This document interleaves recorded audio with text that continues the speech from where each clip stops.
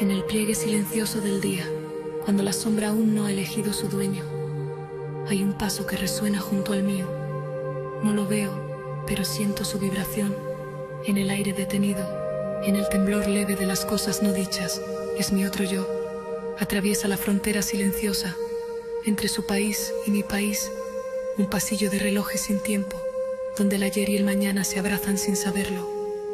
Mi doble no repite mis gestos, los precede, los endereza cuando mis pies titubean en el lodo del tiempo.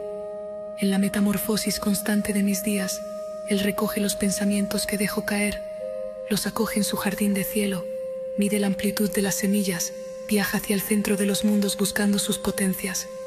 Somos dos viajando en una nave. Él es el piloto de las maravillas. Yo le ofrezco mi amor y me oriento en sus estrellas.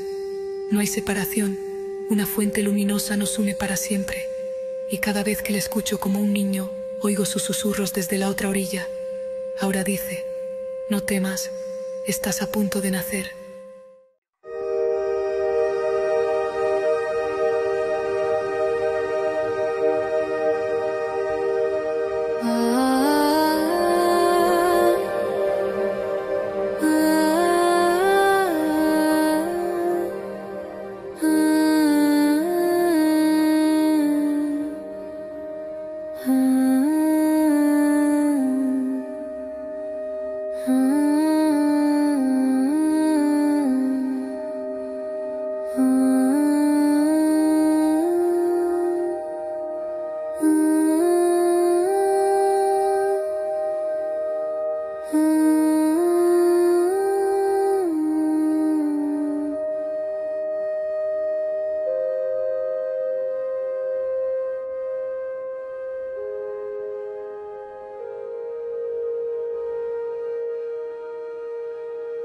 Ahora dice, no temas, estás a punto de nacer.